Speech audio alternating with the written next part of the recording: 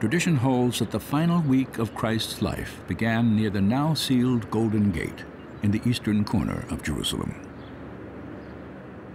On the 10th day of the Hebrew month of Nisan, Jesus entered the city, an event described in all 4 New Testament Gospels.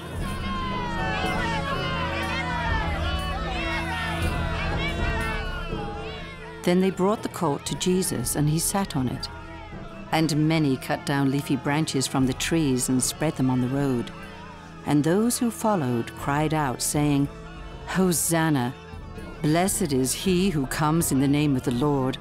Hosanna in the highest."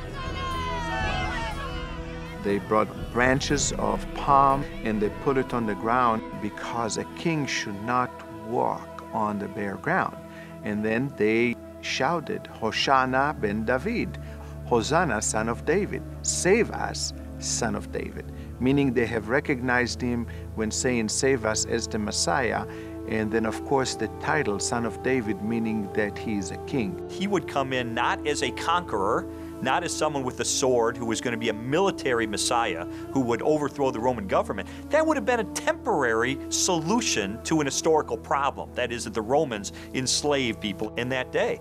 Jesus came with a much broader and more important mission, and that was to deal with the sin of the world.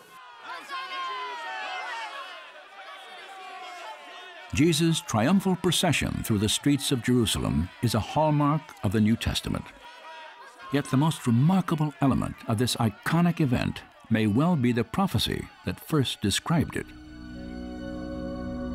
A prophecy delivered by the Hebrew priest Zechariah 500 years before Christ was born. Rejoice greatly, O daughter of Zion. Shout, daughter of Jerusalem.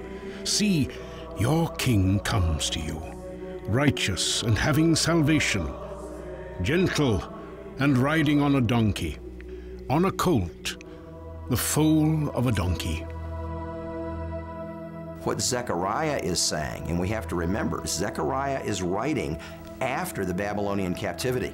There is no king on the throne at that point. No one from the line of David is ruling as the king in Jerusalem, and what he's saying is, I see in the distant future, the king is coming again.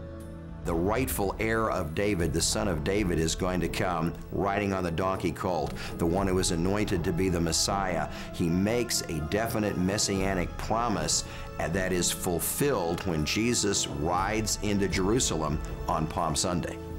In this first century culture, when there was an anticipation, was the Messiah going to come? Who was he going to be? When would it happen? What would he exactly be like? To have Jesus emerge in a way that fulfilled the prophecies unlike anybody else was God's way of saying, you can trust Jesus. He is the one I sent.